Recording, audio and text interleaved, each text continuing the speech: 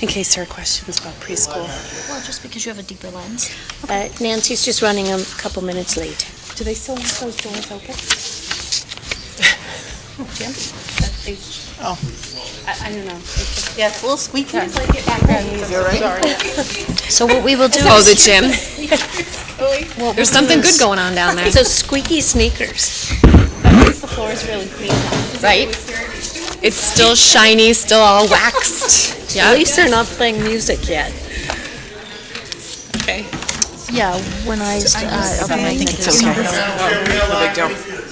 Are you saying in this order you want her to go up? It looks like Karen is prepared, yeah. So would you rather stay with the agenda order, or would you? No, we can go with Dr. Zaleski first. Okie and then dokie. Technology and then buildings and grounds, right? That's what we're going to do. Yep. If you're good with that, I'm good with it. Lauren is only there because she contributes to the preschool part of the budget. Yeah. All right, great. Just wanted Hi. to I just have missed you all. we appreciate Been you. weeks. Oh, yes, absolutely. Absolutely. Yeah. Absolutely. Yeah, I don't have any of my own stuff here. I'm just talking about preschool a little bit, if you had questions. So should I display my stuff, Susan, right now, or? Yes? We ready? Ready. I'm ready. I'd like to call the meeting to order. This is the Thursday, November 21st meeting, regular meeting of the school committee. It's 7:02 p.m. I request all those present and willing to join, please do so in the Pledge of Allegiance.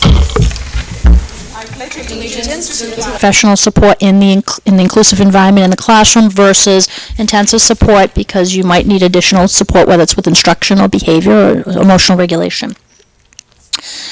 We also, I'm also looking to add a special education paraprofessional at Hopkins in the general environment to support instruction, because that's a definite need. Right now, we're doing a very good job, but looking at the numbers for next year, projected Elmwood coming into Hopkins, we really want to level the playing field across the teams at Hopkins and make sure we have enough support for the students on those teams. And also, we anticipate a student coming up from the middle school is going to need some intensive special needs support with paraprofessional assistance.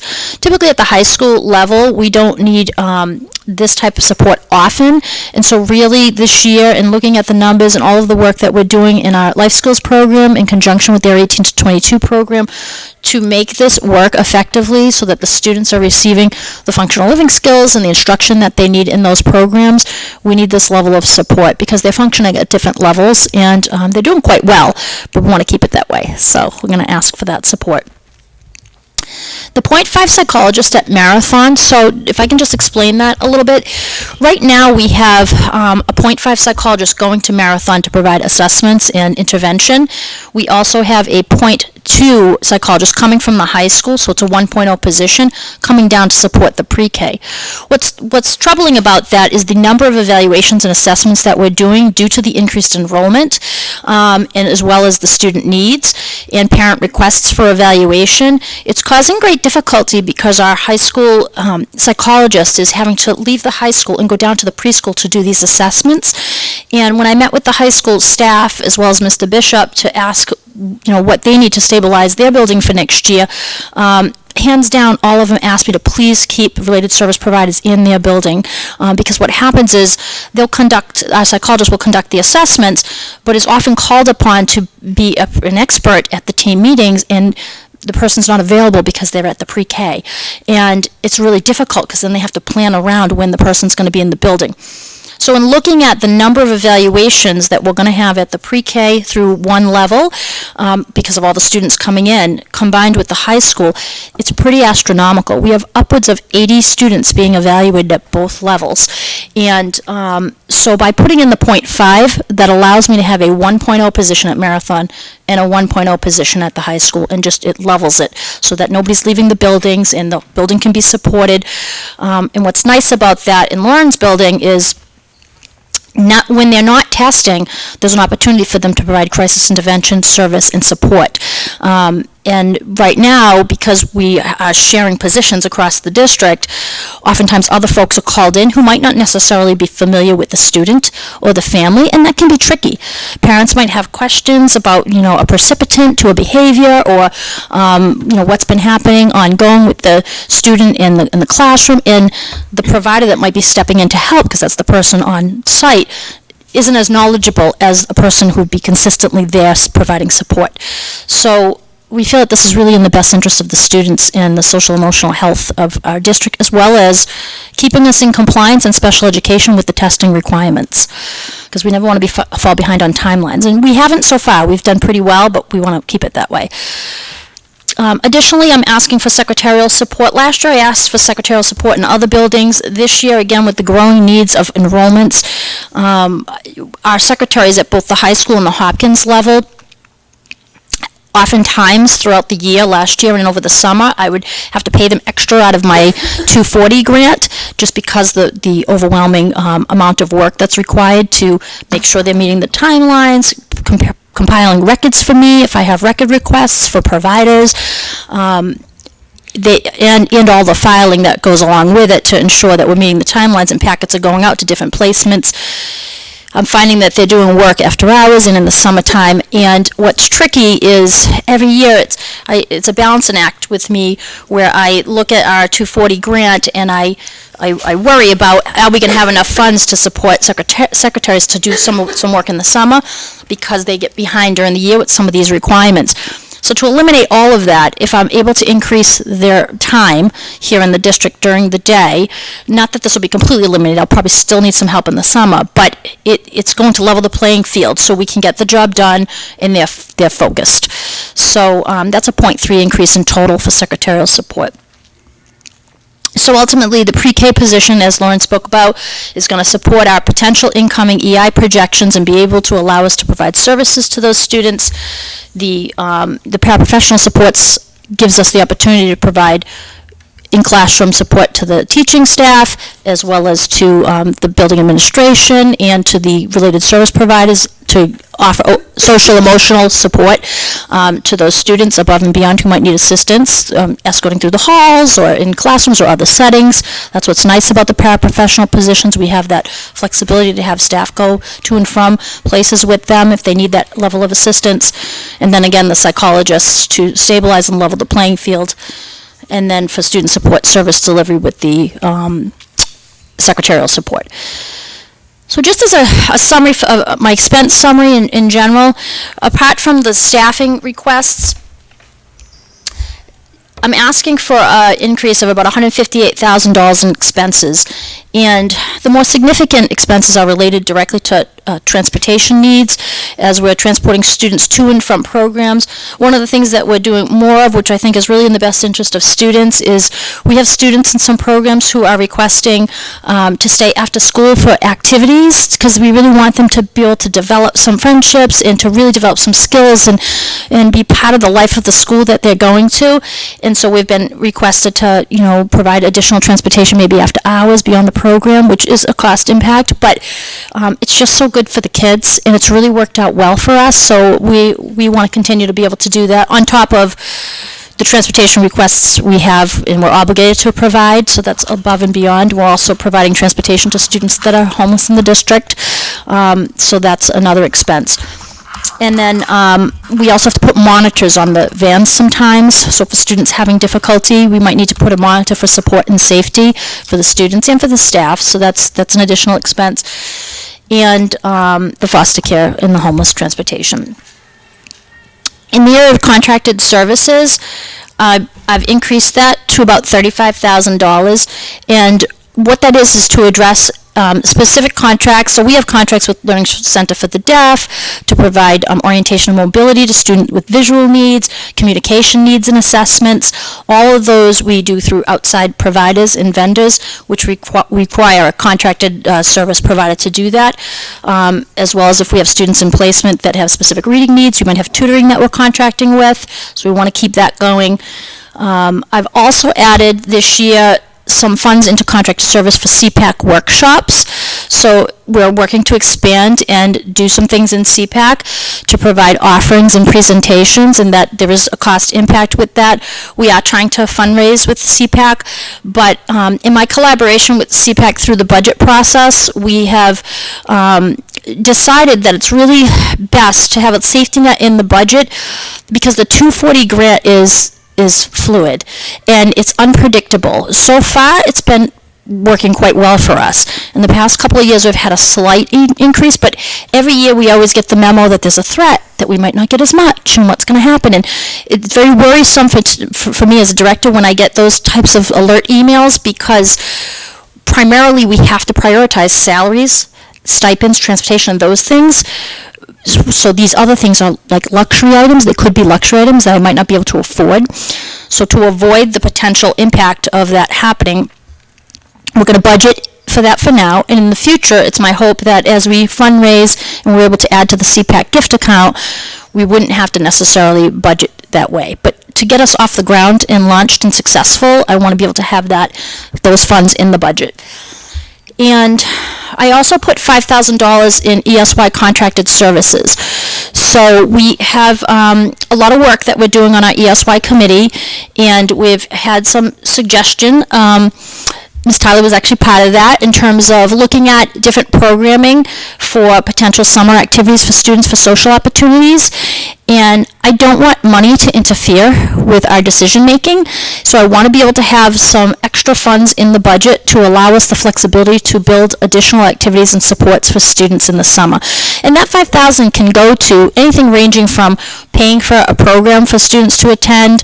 Like last year we did the Y, and we paid a certain fee so students could go and they enhanced their skills. Some of them swam, they got to connect with other peers, and had a lot of great opportunities.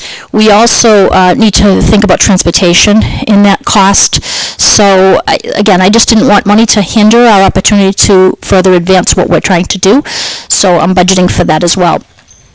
I also doubled the 240 grant for other activities. Last year we did kids in sports, and we had some providers coming in, and we want to offer that to more than just a select population. So we want to offer it to the different grade spans, and again, to do that there's a cost impact. So in addition to this, I've doubled some funds in the 240 grant, which I already wrote last summer, which will spill into this summer. I added into the budget $10,000 for special education evaluations and risk assessments. So throughout the year, we may have students that have some social emotional needs that need an assessment above and beyond what our district can offer for the standard assessment. And what's nice about having this money in the budget is it's really tricky for parents when students have a specific need, and the wait lists are incredible for support and evaluations. Oftentimes parents can't find a provider. The student might be in crisis, a family might need an immediate assessment, and they'll call our office, and I work with the principal leadership team as well as the counseling staff across the district. But it's very nice to have this budget for this type of assessment, because I'm able to say to families in that situation, no problem, I have a relationship with some vendors across the different programming. We can set up an assessment for your child. The child can come in. We can conduct the full psychosocial assessment. We can make recommendations. The other part that's really nice about it is parents will get some immediate recommendations. We as a school district will have some guidance in terms of implementing those recommendations, and oftentimes it prevents an out-of-district placement. It prevents us from having to put students in a 45-day placement to receive this type of assessment. So it's really a win-win. Students get supported. Families don't have the inconvenience of having to find providers and waiting long periods of time when they're so worried. And we also are able to keep kids in district when we need to do this type of assessment. For supplies, we are asking for an increase of $12,000. This is going to consist of furniture. With the new pre-K classroom, we do have to furnish the pre-K classroom. $2,000 for CPAC supplies. So as we do activities through CPAC, we want to be able to have a little bit of funds if we want to have families, have some pizza with us, or, be involved in something that might be a little bit costly. Like we had an ice cream social this summer, and we were kind enough to have some donations from the Friends of CPAC for that.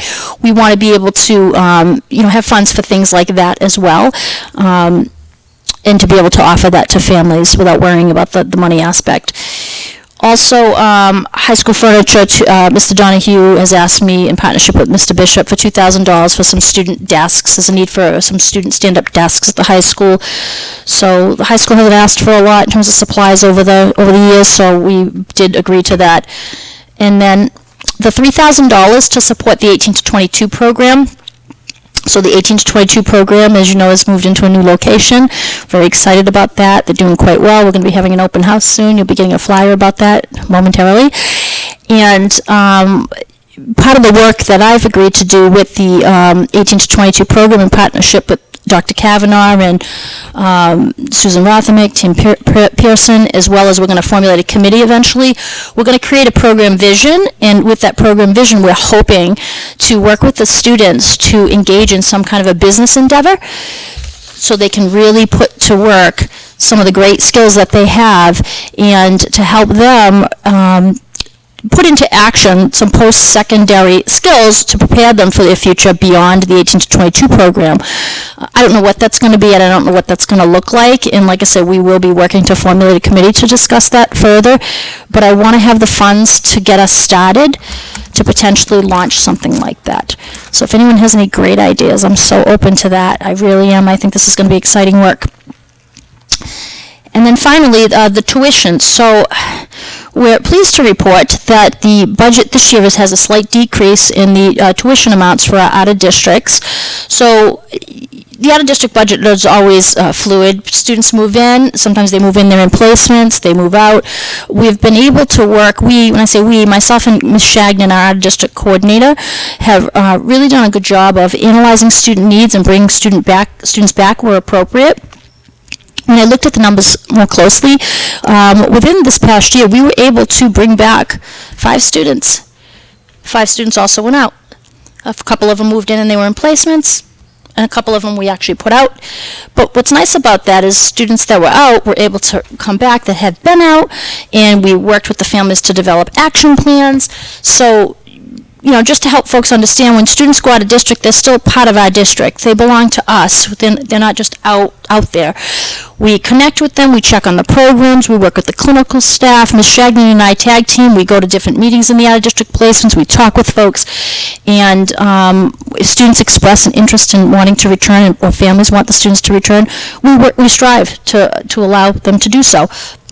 And other times, they're very successful in the placement, and they want to stay, and they're comfortable, and so we will allow for that as well. But anyway, so we've been able to pretty much level the playing field with that to balance students moving in placements versus students wanting to return. So we've got a slight decrease of $3,613 at this current time. So I'm happy to answer questions. Questions? I have comments. Sure. I think you've done a really wonderful job Thank you. at trying to bring the costs down. Thank you. And to contain a budget. I think it's worth mentioning, if I have my statistics correctly, that there are 481-ish SPED students in the district. So that makes up more than 12% of our student population, and I think that's important to keep in mind when we're looking at these large numbers. So I'm amazed you were able to increase the budget so little. Can you talk a little bit about the choice of hiring more paraprofessionals rather than full-time learning specialists, and why that choice was made? Sure. So the paraprofessionals, depending upon how the IEP reads, so with the ABA paraprofessionals, ABA typically means one-to-one support. So for that specific purpose, we wouldn't hire teaching staff because the student needs one-to-one support in all settings. Typically, it's for safety and for regulation, so that would be the reason for that decision. As far as the special education para support, there's 2 of them, which is at the pre-K level to support our models. So again, we are supporting a teacher as well in conjunction with the para support. And so I would say the only outlier in this, and not having a teaching staff specifically, is the special education paraprofessional at Hopkins to level the playing field on the team. Now with that, which is not in the executive summary, but I know you folks have it in your packet, In my Form 2, what we are doing is we're restructuring in the district to provide an increase in some teaching staff to level the playing field. So for instance, we are taking a moderate learning specialist from the middle school and we're reallocating service delivery to the 2 elementaries at Elmwood and Marathon. To your point, Meg, is to be able to allow increased teaching support because we do see the value of that. 100% we see the value of that as we're looking at data and we're analyzing student IEP service grids, we're looking at caseloads, principals met all together with Dr. Kavanaugh. We did a deeper dive analysis, and as a district, we agreed that although we're not asking for specific increases to impact the budget, we absolutely are going to engage in some restructuring efforts to support student needs with teaching staff. Thank you. You're welcome. Other questions? I have one. The pre-K classrooms, I guess I actually have 2. With the increase in the early intervention, has that affected the number of, it's an inclusion classroom, basically, right? So has it affected the number of general education students that have been admitted into the preschool as a result of the increase in the early intervention students? So it has not impacted our ability to have community peers or tuition-based students in. So we currently have 4 classrooms, but we have 6 programs, if you will. We have 2 teachers who teach morning and afternoon sessions, so they might have a total of 30 students. Those are the more moderate needs students. We have 2 teachers who are intensive-based preschool teachers, and those children attend a full-day program with community peers for half of the day. So everyone has integration, and that was very important to us. Okay. And we've seen a greater transition to kindergarten when they've had centers and calendar and snack and worked with peers.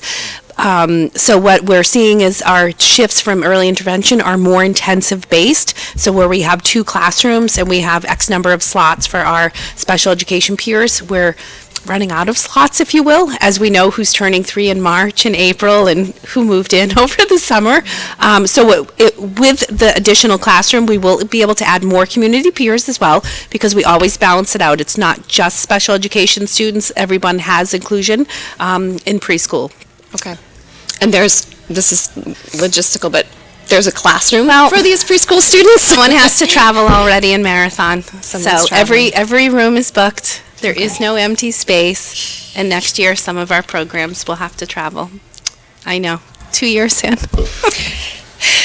Yep. So I also, do you want to do kindergarten, preschool? You have something separate? I don't want to cut you off. A quick one on the preschool, but Go ahead then, because So then I'm moving on. if you're increasing the number of community peers in the program, there would be an offset, I would think, with the tuition somewhere. We would in the have some budget. tuition. And something we added to our lottery, which the application is now open, that, and we do the lottery in February, but already we have inquiries quite early in the fall, that you have approximately a month from the time that you were in the lottery to submit your deposit, and it's non-refundable. So that, we're looking to get that and hold on to it. It's motivation. It is motivation. Yep, you're in. Correct. So we'll have some more lottery funds coming in, you're correct. Not enough to offset all of No, that, but- But I did want to also point out that as you spoke, Karen, about the psychologist position, and having to bounce back and forth between the littles, these, kindergarten kids, and then he has to completely switch mindsets and come up to the high school. So I think that to me, underscores this sort of hidden pressure that the faculty and staff are dealing with as a result of, I know you talk about it a lot, Amanda, they have to, someone had to get in their car, stop thinking 16-year-old, start thinking 6-year-old, drive across the street, sit down with so that's such a piece that I think a lot of folks might not realize is even happening. So to have someone who can focus their efforts on the high school students, and then another person who can focus their efforts on the kindergarten and the littles, I think it's going to make a huge difference to just their own well-being at work, on top of the kids having a better access to the services that they need. And I appreciate you saying that, because that is the hidden pressure that nobody sees, Right. and that what we've worked to do. And what Mr. Bowe's been great about doing is working with the other staff at the building, the school adjustment counseling and the counseling staff, to try and supplement that. But again, there's a pressure in that too, because people are picking up the pieces and trying to stop what they're doing and trying to figure out their day to make it work. And I definitely do think it is going to stabilize things too for our high school. So you have to know, throughout this budget process, as I meet with principals, I also meet with stakeholders, team chairs, and other folks. And I had the opportunity to go to the department meeting at the high school to talk exactly about this. And typically the high school, like I said, hasn't asked for a lot over the past couple of years, but this particular year, they were very vocal when I went to the building-based meeting and said, you have got to stabilize this, because this is just not going to work long-term. So, we heard them loud and clear. Mr. Bishop fully supported that. So I do feel like, to your point, and thank you for agreeing to, see the need. It's just definitely an opportunity for us to provide stability at 2 buildings by way of a simple 0.5.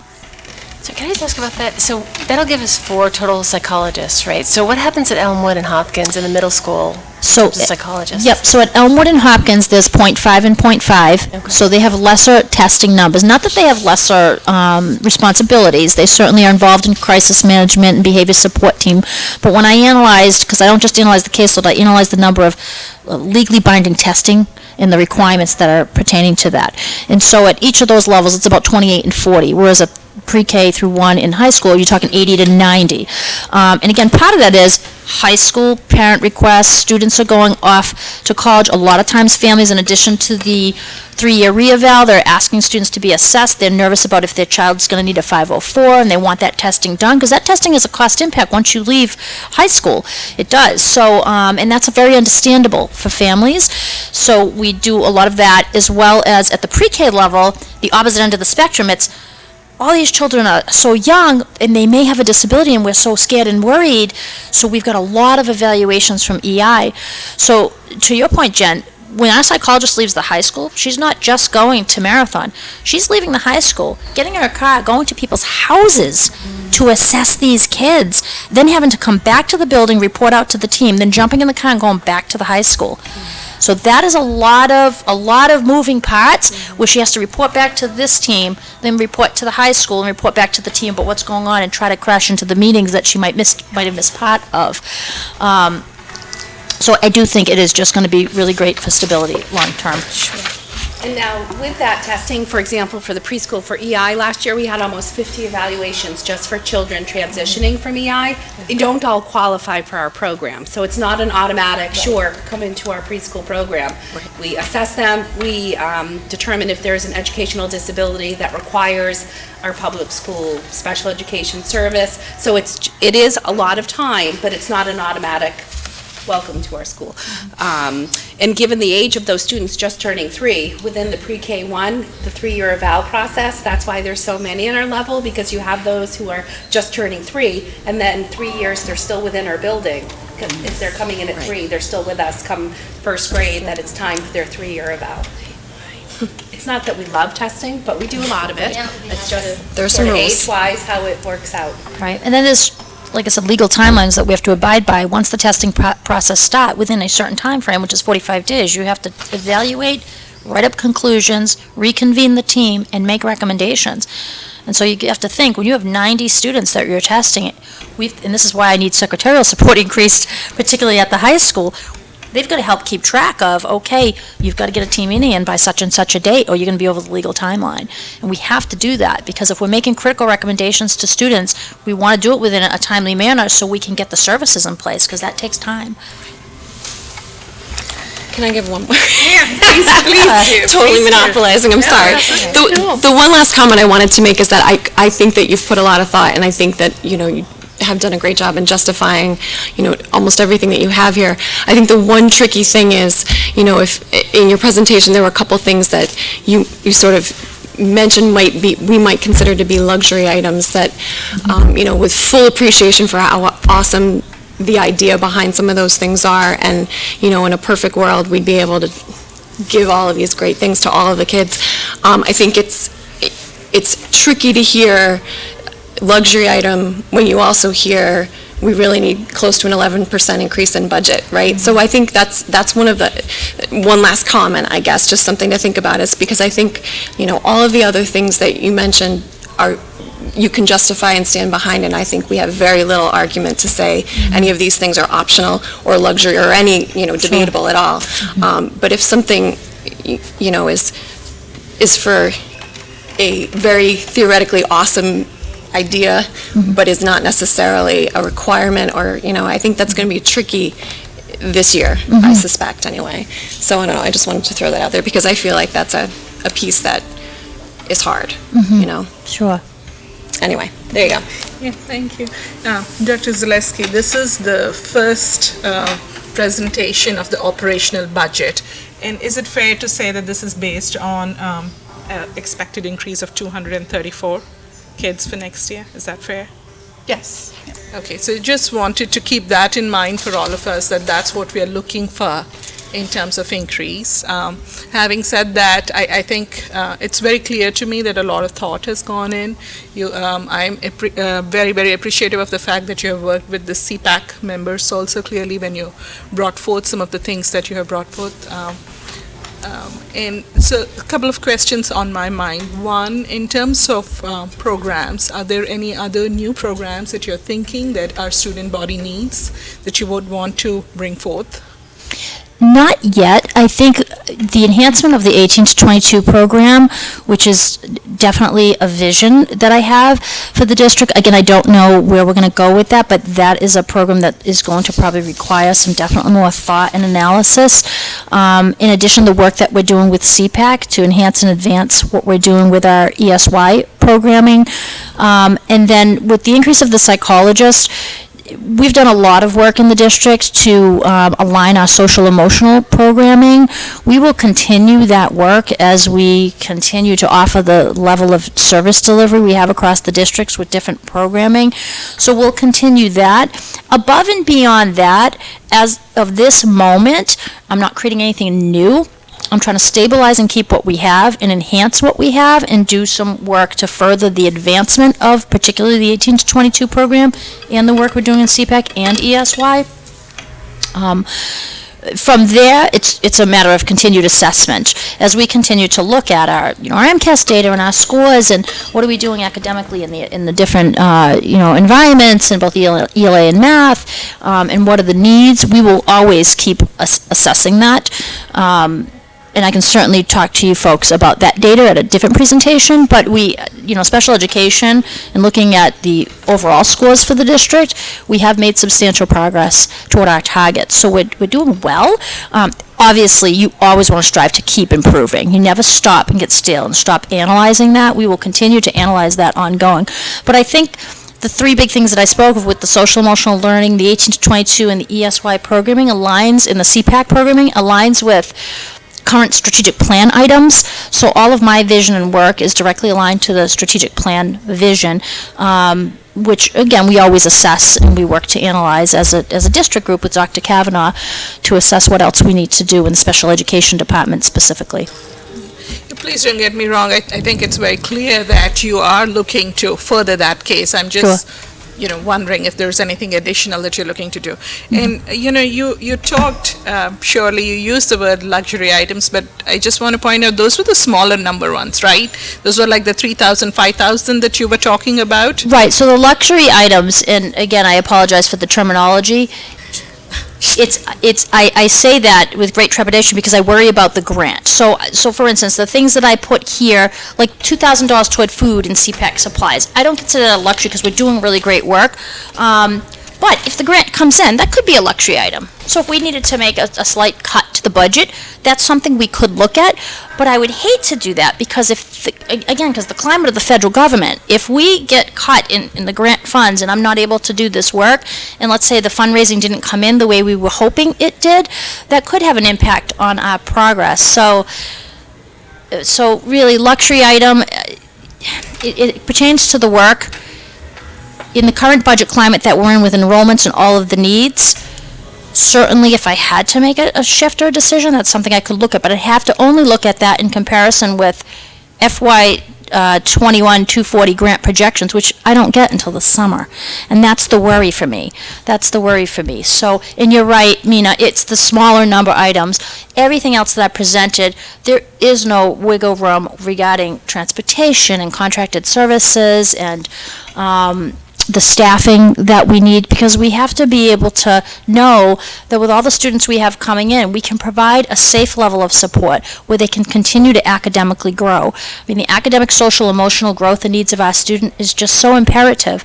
And believe me, we sat around and around the table with principals and meeting and discussing what can we do, what do we need to do. And I have to let you know, in full transparency to this board, that's still a conversation that's ongoing. I know tonight is the first presentation, but we are still talking about other needs across the district as we're looking at my budget. And there may be a time where I have to come back and ask for more.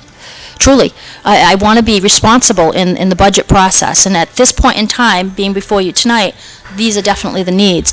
But we are continuing to have conversations ongoing, K to 12. That's great. And I also want to acknowledge the fact that throughout the year, we've heard of, some of the savings that you have been able to do for the district. Those are much appreciated. And I'm just wondering if we have any, insight, any detail related to the state aid that we received related to this. Is that something related to the circuit breaker? So we really won't get any state aid. The very first state aid numbers that will come out will be in January. The legislatures are looking at that, student success. So the impact for Hopkinton, however, may not be impactful because Hopkinton is viewed as ability to pay. The pieces that are in there that may be helpful is increased funding percentage for circuit breaker, increased funding for MSBA for building projects. That's big. The actual Chapter 70 flow-through, we may not really see an impact on that. Yep. Thank you very much. Can I just have one quick question on transportation? Yes. I was just wondering if you could give a quick, some insight into what that means. When we're talking transportation, I know we added a van, and I know that's at full tilt. We're using that. Are these contracted sort of one-off transportation things, or do we have extra vans that we contract, or what is so all of the above. Okay. All of the above. So we have students that we transport, and that's part of this cost. We have students that are homeless with foster care situations, that's additional costs. We have monitors, and that's additional cost. We have one-offs, and some of those one-offs are, like I said, we want students to participate in after-school activities, and so we might pay extra fees. We might have situations where Accept Collaborative has been unable to provide us a van for support for a particular student need on a particular day. Sometimes we have an immediate need for a student, and this just happened this week. Sometimes we have an immediate need where we have to transport. Accept requires 48 hours. They're not able to transport. To me, it's non-negotiable, so I start the negotiation with various companies. So we sometimes need to contract outside of the Accept Collaborative companies to meet the immediate student need, and so that's an additional cost as well. So it's all of those factors, Amanda, put together, which relates to this increase in cost. Again, we try to eliminate barriers to service delivery for families and for students, and if transportation is going to be a barrier from a student getting to a program, we will do everything we can. We had a case this week, like I said, I had a student that had an immediate need to get into a program, and I received multiple phone calls from stakeholders saying transportation is an absolute barrier for this family, you have to help. And so we went above and beyond outside of Accept to make that. No, thank you. All right. Should we go with technology next? Yes. Okay. The next item on the agenda, the technology budget presentation. Mr. Ghosh.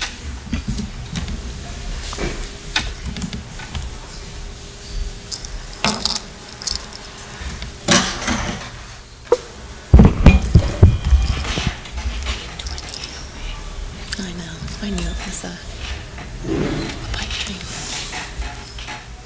Good evening. Good evening. Hello. Hi. How's everyone? Let's see if I can get this to work. I'm not sure how technology works here. How's that? All right, Perfect.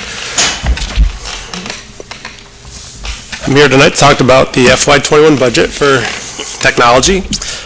Just to talk a little bit about the district technology priorities for the upcoming year. This budget kind of supports the alignment of K-12 curriculum and some of the new Massachusetts technology standards, which has been a strategic initiative we've been working on for the last year or so.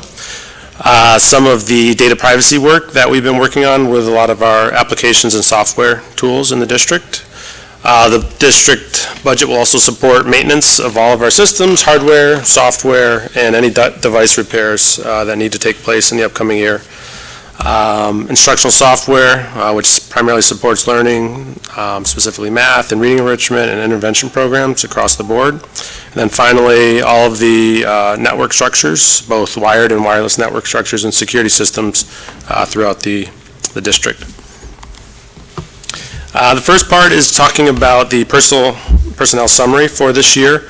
I am coming back and asking for a 1.0 FTE, primarily designated as a website/data position. This was asked last year, but was not funded. We did have a stipend and position to kind of help us get along. But based on the amount of work that has gone into the new website and the amount of work that's required to maintain it, we feel that a stipend position is really not adequate to get the site to where it needs to be. And beyond that, with the increase in enrollment and the number of accounts, the number of tools that we are using, this position could also be used to support the data across the district. So it could be helping support with communications, mass emailings, updating all of the digital forms that we have across the board that really haven't been updated in some areas and really need some work. So I feel this position could help support a number of areas within our department and across the district. The next accounts are expense accounts across the board. The tech contracted service account, and these are just up or down based on this year compared to last year. So the increase for this year is around $28,000 for the technology contracted service account. This account basically supports all of the main contracts that we have across the board. So supporting Power School, supporting our main internet connection, some of our security services, some of our management software is primarily funded in this account. This increase this year is due to the addition of a new ELL system we put in place at the end of last year, and other services like Kajit. Kajit, I mentioned, is a MiFi type unit, so we have some students in the district now that do not have access to internet at home, and accessing the internet has become an important part of accessing the curriculum. So these students are able to take these types of device home to access curriculum so they can get to digital textbooks in their homework assignments. So we've added those this year, and those will need to be funded next year. The technology maintenance account this year is level funded at $75,000. That's not an increase, so the entire account is $75,000. So what that means is that is the amount of money we have to support everything that plugs in across the district. It is a significant amount of money, but compared to what some of the technologies cost this day, it's not that significant. For example, we had speakers that blew out at the middle school auditorium that had to be replaced this year. Those were $13,000. So that would come out, that type of expense would come out of this account. So very quickly, this money can be eaten away depending on the year or any given event. Our AV supplies are up $15,000 this year. This account is supporting the maintenance of all of the LCD projectors like the one you see up on the wall up there in all of the classrooms. This account primarily is up because I moved these projectors from instructional technology to AV because I think it's more fitting for them to be in the AV accounts. So that's why you see the overall increase is much higher. But roughly 16 projectors could be purchased across the district with these funds. So roughly 5 here at the high school, 5 at the middle school, and then a few at the elementary schools as need be. So we look at the oldest ones that are out of date and not working very well, and we look to replace those. The instructional technology account, and these are accounts across all of the buildings, are down $17,000, which is great. And this is where a lot of our leases and a lot of our devices for staff and students are purchased from. So even though this account is down, this would still provide a laptop refresh for elementary teachers this year, and would look to replace some of the aging iPads at grade 2 at Elmwood School. I believe those are now from 2012, some of the iPads, and are, I think, Gen 4, and my techs were telling me today that they cannot be updated anymore. So they are at an OS, and they have to stay at that OS, and there's some incompatibility issues that we need to address. The next line item, instructional software. This supports all of the software across all of the buildings for instruction. There is an increase in this account across a couple of the buildings, primarily high school, middle school, and some at Hopkins. This helps support all of the curriculum, and this year there are some of the courses, for example, world languages, where they're not using textbooks at all, and they need other digital tools to kind of help support their curriculum. And so therefore, there's some increase to purchase some of those tools. The library account's not major, but it's up $700 at Marathon School, primarily because of a software tool called PebbleGo that the librarian is using. So it's not a huge item, but just thought I'd explain why there's an increase there. And the last big account that we use across the board is our professional development account. This account primarily funds curriculum writing for any teachers throughout the year, through the summer. So for example, a lot of the units of study by the secondary teachers leverage some of these funds this year to help make their units ready for publication on the website. This is also supporting our Fuse Fellow project this year and helping fund some of the teachers as they go out and coach others, and then helps train our technical staff on tools and products as we use them across the district. And that's it. So I'm happy to answer questions. Those are kind of summaries of each accounts. I think the main ideas, the main trends across the board is we are able to move forward with some of our device purchases and maintenance without large increases because we have spaced out the leases over a number of years, and those rotations seem to be paying off now, so you don't see any large spikes necessarily in our budget. Software as a whole is kind of up, partially because of enrollment. Looking back at this time last year compared to the enrollment this year, it's almost 200 people different. So when you start to add up these licenses across the board, that software account can go up quite quickly. And then beyond that, it would be the additional staff member, which would be the driving force in this year's budget. So I'm happy to entertain any questions. Questions? I had a question and a comment. I'll give the comment. First is the Khajiit. I think that's fabulous. I was not aware that was a possibility that the district could provide internet for students who lack it. And then the other question is, in terms of the webmaster, the stipended position that is in place this year, about how many, what percent of a full-time employee is that person working now? So it's a full-time employee and they get the stipend, and that equates to about 3 to 5 hours of work a week. So 3 to 5 hours a week but that's not a full-time missing. It's a full-time teacher. So the person is a full-time high school teacher that was awarded the stipended position. And so the stipend amount was about $6,000 for the year. Okay. So over that year, they're roughly, working a few hours a week to earn that stipend. Okay. Yep. Okay. Thank you. I have a question along those same lines too, because I'm fully on board with the idea of the webmaster. I was disappointed when it was taken out of the budget last year, so I fully appreciate where you're coming from. How'd you come up with the $60,000 number, though?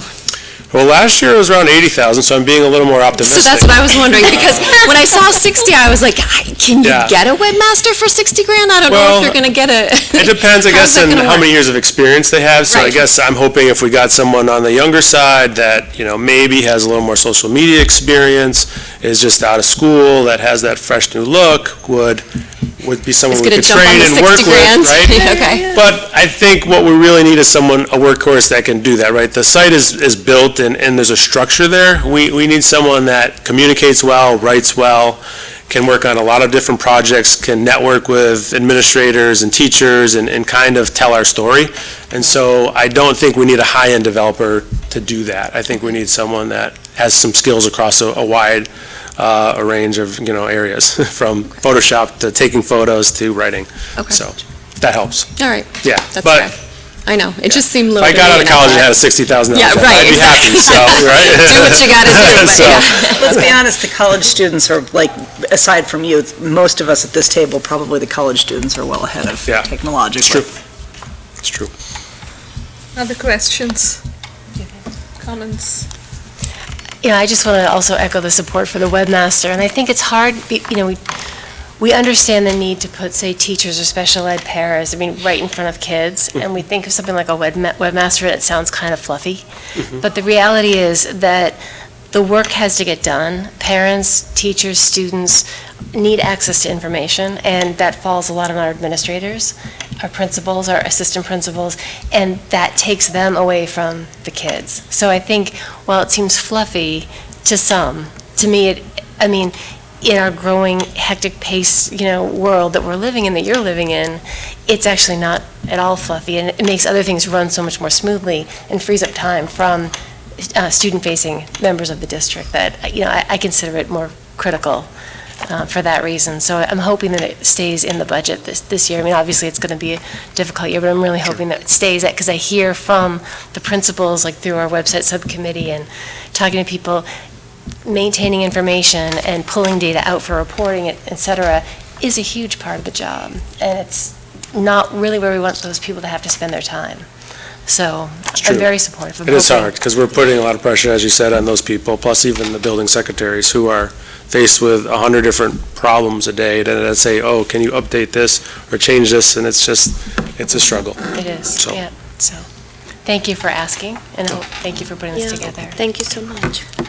Mr. Ghosh, I just have a couple of questions. Sure. First, I want to say, your department is the one which, when everything is working fine, no one says anything, and the moment something goes wrong, we're all over it. So we appreciate you keeping everything up to date, making things work, and, technology has become such a part of our lives, and certainly in the education of the kids, and we're so dependent. I just have a couple of questions for you with regard to, when you spoke in your summary overview, you mentioned 5.4% prior to the staff request. Were you thinking that might not go through? Why is that not included in the No, I think we were 5.4%? waiting for Munis updates and some things that happened, so when I was first putting the budget together, I don't think I had the combination of the staff, and I don't know, Susan, if you have the total that includes the staff or not. I'm not sure what overall percentage I am, but I think with the staff position, I think, I want to put a number out there that's not true, but I think it's around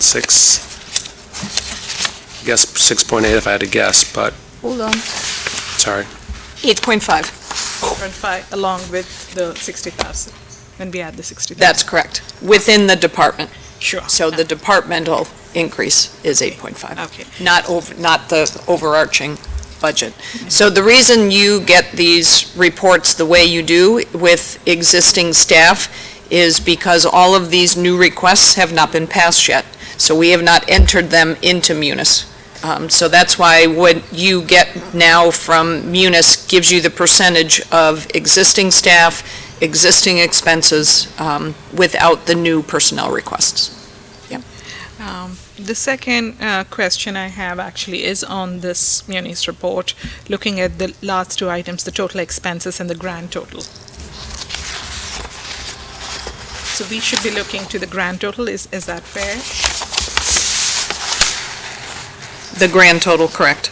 Okay. So the personal expenses is your staff, and then the expenses are, contracted service, et cetera, so it's split Okay, between personnel and expenses, and then the grand total is the total for the department. so which is at 2 million, is that? Correct, that's correct. Okay, so, and the percentage increase, the 5.4 would actually show as 8.5? If you add in that 60,000. That's correct. into that. Okay, Right. that's great. Thank you for clarifying. I'm a little conflicted, and I speak only as a single member on the committee. Of course, about the webmaster position. I understand the need, and I know how much work has gone in. We've built this website, and if you don't have someone working on it, it's not as effective as we would like it to be.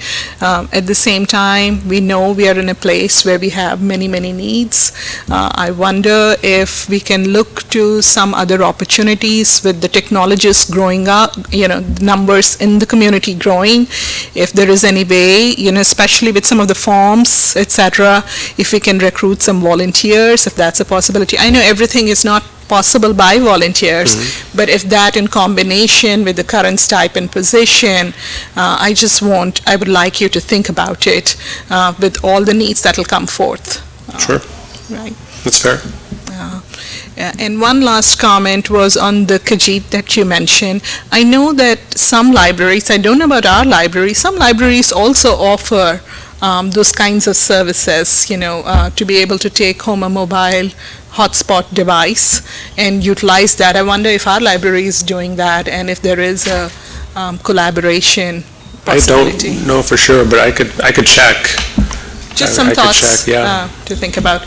I really appreciate you bringing forth yet another thoughtful presentation here. You're welcome. Mr. Manning, did you have any questions? Great. Thank you so much, Mr. Ghosh. You're welcome. Thank you. Thank you, Ashok. Thank you. Next item on the agenda, Buildings and Grounds Budget Presentation. Mr. Person. Good evening. Good evening, everyone. I haven't seen you in a long time, it seems to me. I've been hiding out with my many projects through the district over this year. So I'm presenting the fiscal year 21 Buildings and Grounds budget. Sorry, I'm just trying to, which one of these are you set up on? You want us to project it? Yeah, you can. We will do that.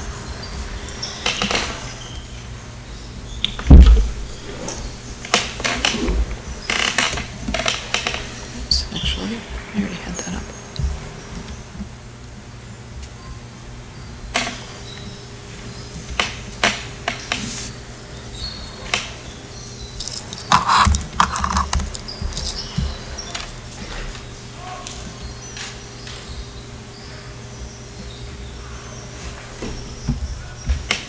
There you are, sir. All right, thank you. So the preliminary FY21 Buildings and Grounds budget reflects an increase of $285,482, or 9%. The increase consists of $102,668 in regular salary increases through the now new contract that we signed with the custodial and maintenance staff, and an increase of $182,814 in contracted services and extraordinary maintenance. So first I'll roll through the personnel summary. So what we're looking for this year is to add to my .5 secretarial position to make it a full-time position. Reason being is that as these projects are coming in, having a .5 secretarial position, although very helpful, I just need a little extra help kind of managing the paperwork of the projects that we've been taking on. I think even since I've started here, there's been seems to be a big project every year, finishing up the Marathon School turf fields, bus parking lots, and then what Dr. Kavanaugh is proposing for this coming up year will, I think, keep us plenty busy. And then the other item I'm looking for is 3 additional custodians throughout the district. This request was originally for 6 new custodians. Through our first round of budget going through the budget, Dr. Kavanaugh and Ms. Rothermick asked that we trim that back a little bit, which we have.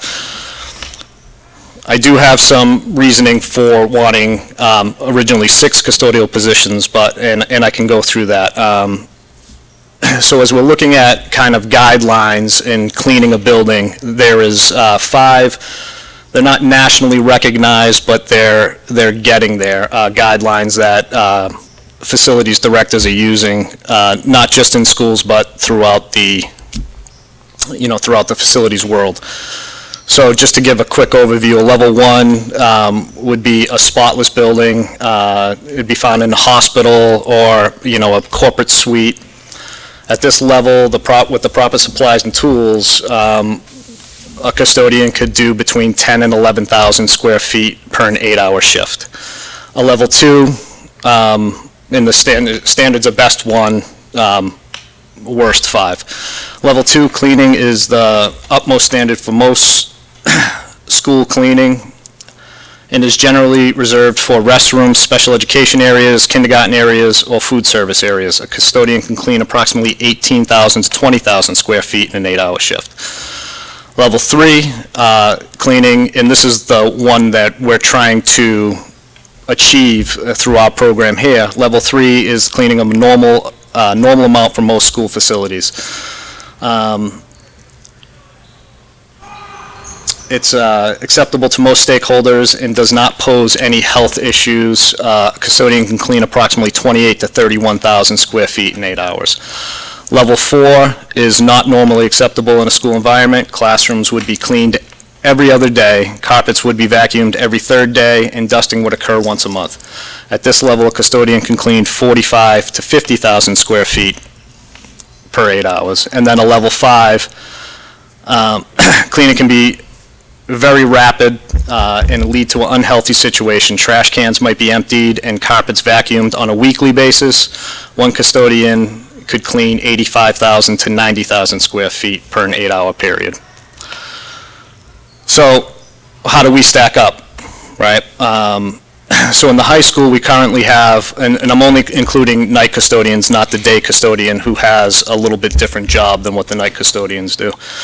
We have 5 night custodians cleaning approximately 38,000 square feet each, which currently falls between a level 3 and a level 4. Not terrible. But if we were using the top level of 31,000 square feet, we would need to add 1 additional custodian. In the middle school, which is 160,000 square feet, we have 3 night custodians cleaning approximately 53,333 square feet each, which currently falls between a level 4 and a 5. If we were using the top range, again, of the 31,000 square feet, we would need 5 night custodians or an additional 2. And if you go back and look at what you're getting for level 4 and level 5, we're getting into dangerous territory. At the Elmwood School, which is approximately 80,000 square feet, we have 1.5 night custodians cleaning approximately 53,333 square feet each, and that falls between a level 4 and a 5. And again, using the 31,000 square feet, we would need 2.5 or an additional 1 custodian. Hopkins, also about 80,000 square feet. We currently have 1.5 night custodians cleaning approximately 53,000 square feet each.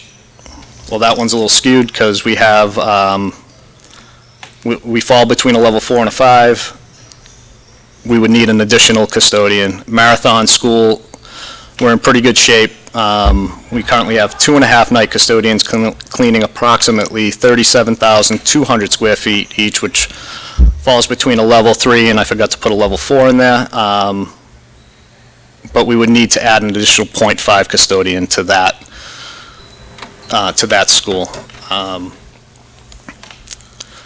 So, that being said, I think our night staff does a very good job cleaning the buildings, and they're working really hard.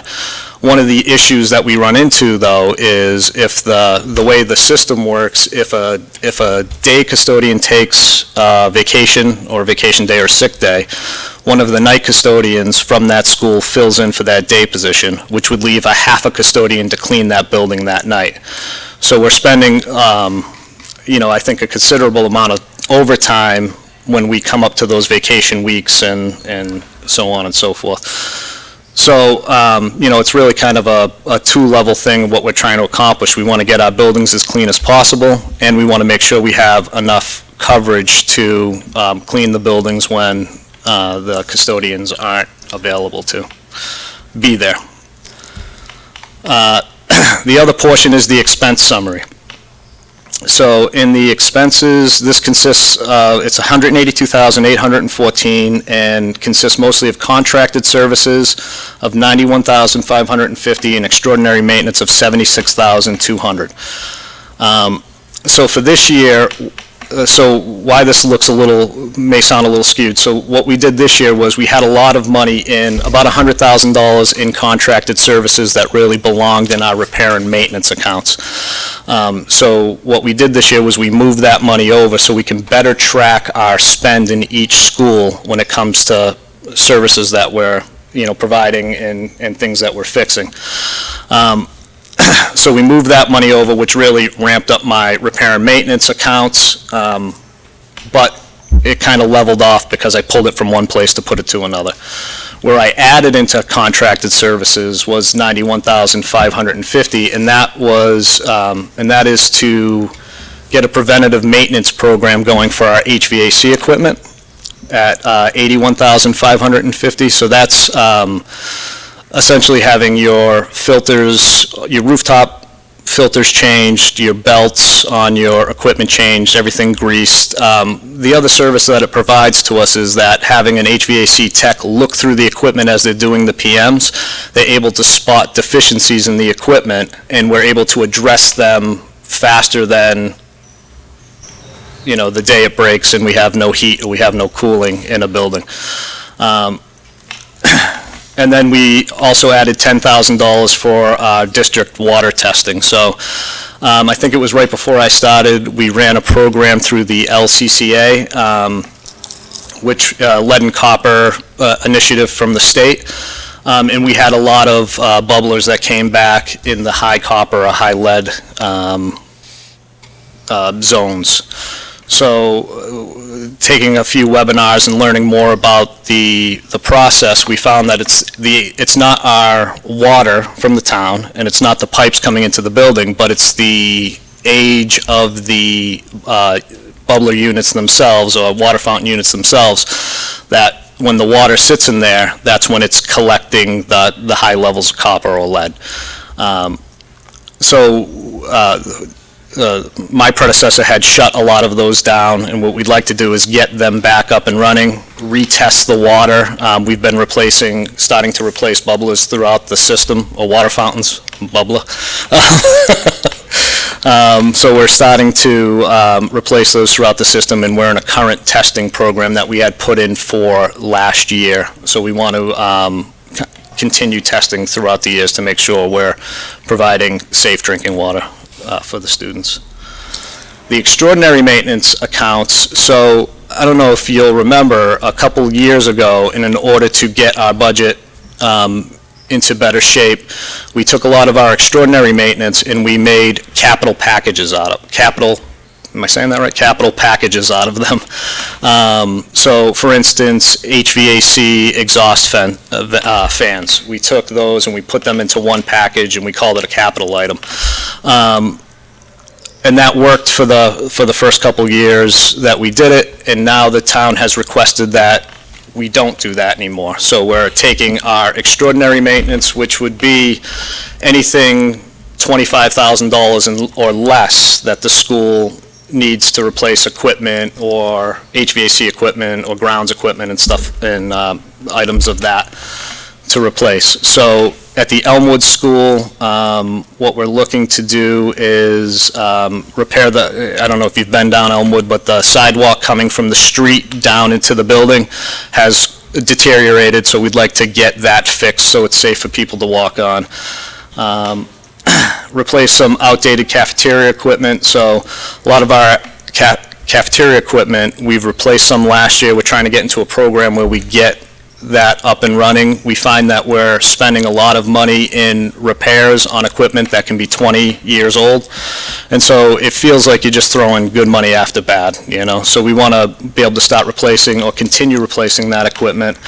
And then some of the carpets in the classrooms, if you haven't been in there, we've been on a bit of a program the last couple of years trying to do 2 or 3 classrooms a season to get them up to a functioning level. Hopkins, we're looking for funding for flooring repairs, and that's cracked tiles that are happening throughout the building. These buildings, Hopkins and the high school, coming up on 20-something years old now. So this is what we're going to start finding that we have to replace throughout these buildings as well. Cafeteria refrigeration equipment, exhaust fan replacements, hot water pump for the heating system. The middle school at $42,000, we're looking to replace broken water fountains, repair cracked tiles in the floors there, replace maintenance shop garage doors. They're almost inoperable. And then we'd like to start seeing what we could do to get some of the restrooms a little updated in the middle school. So not a full gut and renovation, but I have some support. But to be able to clean them up and hopefully get them in a little better shape. The high school, again, flooring, new cafeteria doors. It was a couple years ago, the cafeteria doors, a student had grabbed it and pulled a little too tough when it was locked and cracked them, but they're fire doors, so those are a little pricey. And again, through here, replace water fountains. That total for the high school would be $56,000. And then the district, and that's anything that's kind of outside of the schools, right? So the ground stuff, like $19,500 to for a new portable generator, grounds irrigation controls. So those irrigation controls were put in the early 90s and are, we're piecing them back together. And then this bottom, Susan could probably speak to the revolving accounts better than I can, but that did not change from last year to this year. So that's what I have. It's kind of a lot of information. Questions? Yes. If you wouldn't mind actually moving back up a bit, I think that one sheet was probably missing. One sheet was missing? Yes, just that one. Which one? The second in the packet. Establishing. Oh, it wasn't in the packet. The next one, I think. It was the next one. If you move a little. Oh, Susan, you're controlling it, not me. I've got control. This page? Yes, that's Okay. great. That's all. Questions, comments, thoughts? So, I just have two comments, really. Sure. First, thank you for this detail. Yeah. I'd asked some of these questions. I either remissed this page or, I don't know. This was very helpful in understanding sort of what level of custodial, achievement, I guess, we're staffing toward right now, and what we think we're looking to do with the staffing requests. So knowing that we're like a 4 to 5 and we're trying to get to a 3 definitely helps, and the square footage and all, so I appreciate that. That's why we wanted to add that in there, just so you had some frame of reference, that it wasn't just, we're throwing bodies at a non-problem. I think it's, potentially could become a problem. Like I said, our staff does a really good job at night, and they really bust their butts.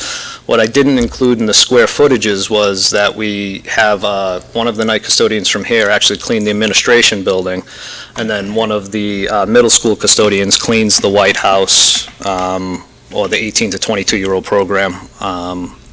So they, so again, it takes them a little bit of time. They get over there, set up, do their thing, and then come back to finish, or they're doing it at the end of their shifts. And then what's also not in there is any of the proposed square footages for any of the new classrooms that we, may hopefully add to the system that's coming up in years. My only other comment is sort of similar to technology. These are difficult budgets because they don't exactly face students. It's not about learning, but as we're all homeowners, and we know that if you don't do the maintenance, it can be extraordinarily costly. So it's just a tough balancing act. I appreciate all the detail and thought you put into this, and we're just going to have to see what we can manage, I think. I mean, it all makes sense. Yeah, sure. It's just a difficult balancing act. So I appreciate it. Can you say a little bit about that reduction? You'd initially proposed 6 custodians. So I initially proposed 6 custodians. So at 6 custodians, that would take all of the buildings to a level 3. or 5.5 custodians. I probably should have adjusted that number. 5.5 custodians would take all the buildings to a level 3. With 3 custodians, we're gonna try to find where our most need is, which looks like the middle school and the elementary schools, and try to plug people into there. But it doesn't include the modular classrooms if those are approved. Which doesn't include the modular Right. classrooms, right? Or the addition on the high school. Or the addition on the high school, yeah. Because it's good to know the industry standard, I'm sorry, I'm interrupting you, and to see sort of where we fall. Yeah. And I know you said it's not like an official standard, but Yeah. it's still, I mean, it seems like a reasonable standard. And it makes me wonder too if they're taking into, I mean, we have 4,000 kids who may or may not be quite as respectful of the cleanliness of a place as 4,000 adults might be. So I think, you know, how that factors into the industry standard, Yeah. you know, we need to sort of take that into account, what our Sure. custodians are dealing with on a daily basis in the Yep. buildings, yeah. The other piece to keep in mind in terms of the industry standard, a building like Marathon really should be at a level 2. So if you saw that, that's really geared towards the younger ones, the really messy ones, you know, the ones that are doing the paint. So a Marathon building really should be, it's the one that is the younger children, the preschool, you know, that level of cleaning is different than a high school. Right. And they also have younger immune systems, and, I mean, Right. you Yeah. need. And their hygiene is different Less, than yes. an older Yeah. kid, you know, so, or maybe not, I don't know. I'm gonna say, I have teenage boys, so I don't. Yeah, I know, as the words are coming out of my mouth, I'm like, take it back, never mind, but, yeah, sorry, I interrupted you. No, I just find these levels very helpful and interesting, too. I can't imagine, even at level 4, classrooms would be cleaned every other day. I mean, if you have 25, 26 kids in a classroom and you're not cleaning it every day. Yeah, and it Yeah. does, it happens a lot. So right now, in the high school, I believe the program is to have 3 sweep nights a week. Now, that doesn't mean we leave a classroom a mess. The custodians check the classrooms and they'll do spot cleaning, but to do a full sweep, we're only doing those in the high school 3 nights a week. So if there's an event and someone's paying for facility use, is there an associated fee that would cover overtime or additional custodial that Yeah. should be a wash for that event? Yes, so, yeah, all our events are charged the custodial overtime that it takes to work those events, Okay. except if they're school-related events. Right. Obviously, I'm not charging the music department, you know, to have a concert, you know. Yeah. It's taking it out of one pocket and putting the other. But for outside groups, yes, we charge custodial overtime and, you know, the rental fee for the building, and that's a tiered, that's a whole nother subject. That's a tiered system with the community users in-town groups have one price, and then, you know, the lowest price, and then outside users would have the highest price per room rental. Go ahead, sorry.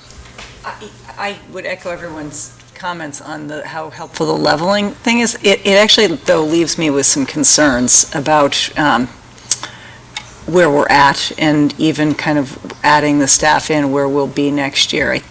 Particularly hearing that Marathon should really be a level 2, and that I can imagine that most parents in the district would never want to know that we're between levels Yeah. 4 and 5 right now. Skeeve a lot of people out. It would skeeve a lot of people out, Yeah. and I think that's a list we don't want to be on, of like the Technical. dirtiest Yeah.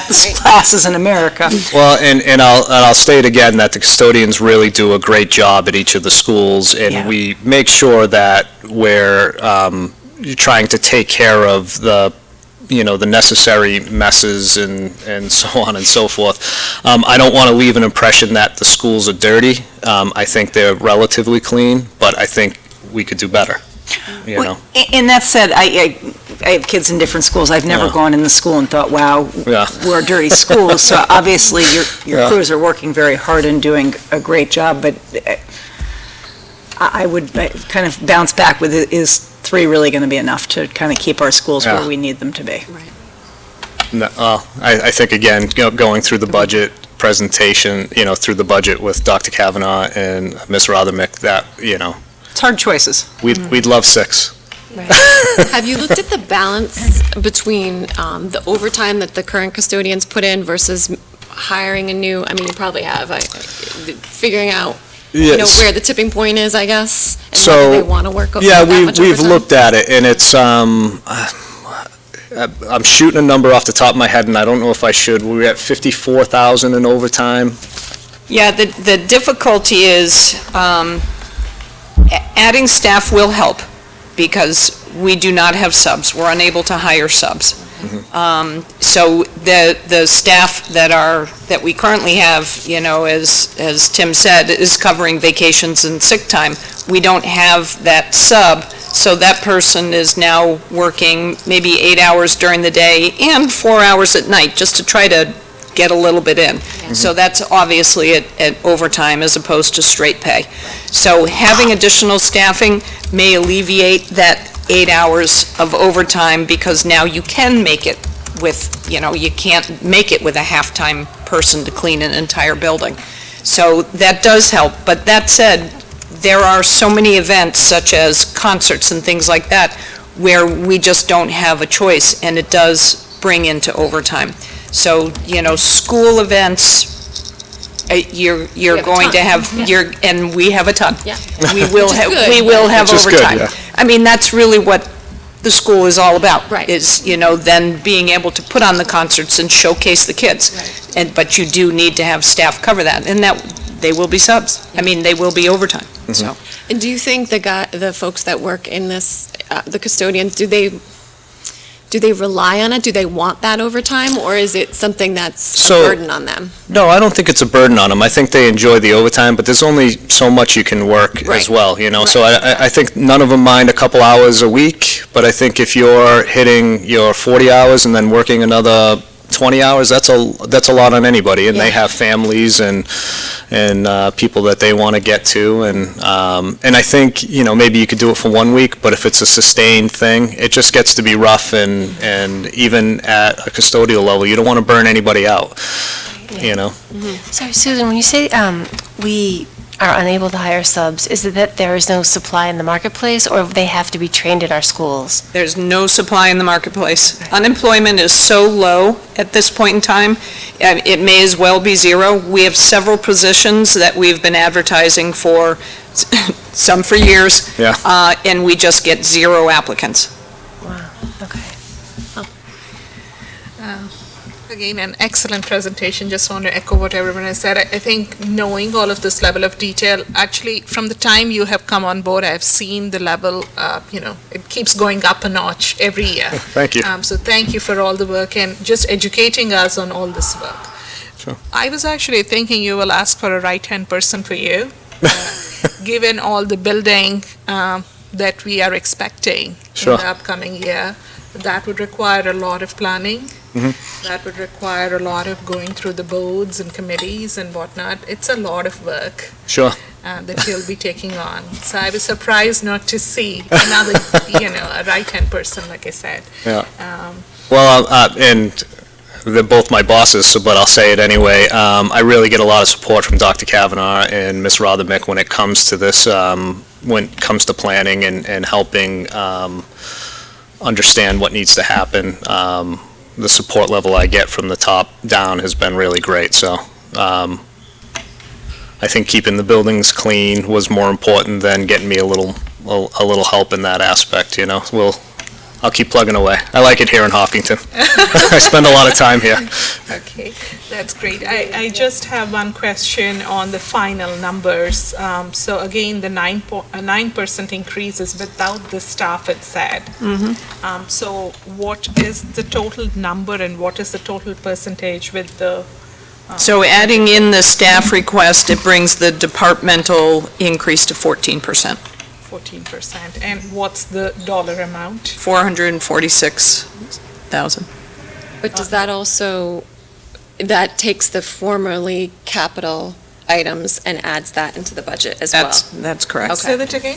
So the items that were in the past as part of our capital budget are now incorporated into your operating budget, which you went through I think, the next page, right? Through the extraordinary maintenance budget. Extraordinary maintenance, The yes. extraordinary maintenance, the Yep. capital items is still separate. But No, they're part of extraordinary his used to be operating. capital. I had to take items out of capital that we were putting in capital for the last couple of years and then take them back into the operating budget. And what does that, thank you, what does that amount to? So the increase was 76,000? Okay, okay. And in terms of, Ms. Rothmick, just looking at the Muni report here, and just looking at the total expenses and the grand total line items, can you just speak to the projection level? I'm sorry? Just the projection level and the total expenses and the grand total. So the total expenses speaks to 1.9 million, and the grand total speaks to about 3.5 million? The Muni report. The grand total is 3.4 million. Okay, so that includes the projected. No, so including Munis only includes the existing staff, so including the staff requests, it's 3.6 million. Okay, great, great. Okay. No, we appreciate all the good work that you do, Mr. Person. Thanks so There's much, Jen. Thanks. lot of work for you in the upcoming year. Thank you. Right, have a good night. I look forward to it. Mr. Manning, did you this have any part- questions? Sorry. Yeah, so did you put this additional page, is that accessible to us, or could we get just ahead? I think, yeah, we can probably share that with you. I don't Yeah, we I can don't know have why it Georgette, didn't go out in the a page must original have been, package. when it's scanned through. Okay, great. Yep, Yeah. we can have Georgette send that along. Thanks. Mr. Manning, any questions for you? Okay, great. Thank you. Thank you so much for coming out tonight and presenting. All right, that's great. Back on the agenda, reports, item B, Superintendent's report. Dr. Kavanaugh.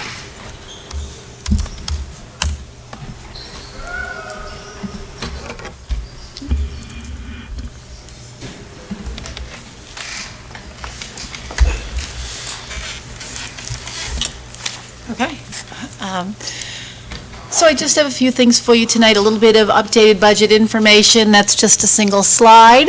I have some information on enrollment projections, and some of this is things that you had seen last week when we talked a little bit about the demographic study that Dr. Wagman had done, and then I just have a very brief update on my own goals. So we'll start with the budget update. Mrs. Rothmick and I took a look at where we were earlier today, and we, go back to the fact that our budget message was originally 5.5%. And, we know that there's some flexibility in that when we are looking at sort of our non-negotiables, the things that are currently on the table that we have really no control over. So when we look at the block that says teacher costs, you know that those are their step raises, COLAs, and lane changes, and that right now is at 1.7 million. We have other non-negotiables in there, which is 745,000. Those are the kinds of things that would be custodial raises, cafeteria worker raises, administrators raises, increases to the bus contract, anything that's sort of contractual that, there's really no wiggle room. So right now, those numbers are at about 2.5 million, which is 5.1%. And, just sort of to be clear, when we looked at personnel increases tonight, you saw that there was a request for 60,000 in technology, 161,212 in facilities, and 427,829 in special education. So, I just put that out there so that we have a sense of where we are, kind of numerically in terms of the budget message and where our current budget status is relative to the 5.5%.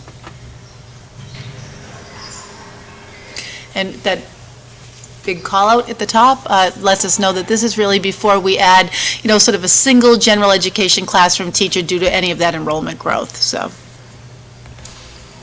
off to enrollment projections. This is where we are. I think Georgette put this together for me a couple of days ago. The approved numbers for grades 1 to pre-K, K to 12 are 270.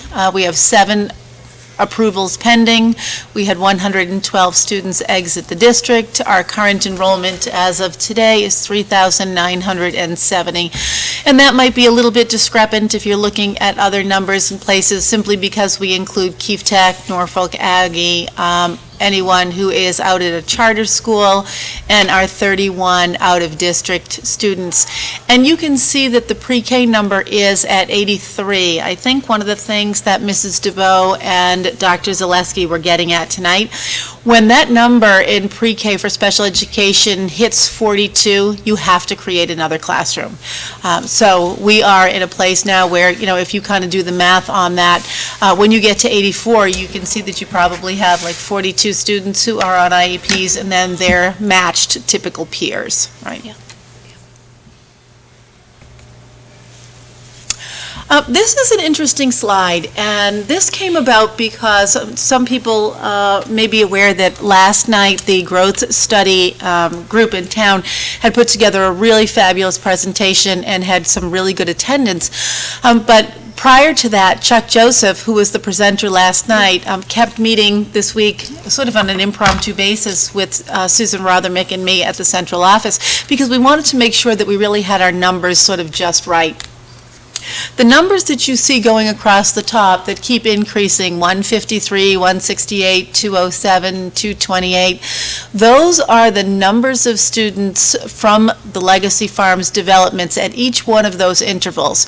So that 153, for example, was the number that had enrolled up to October of 2016. 168 was March of 2017, and they go in those increments because that's when Linda Henderson updates our SIMS data.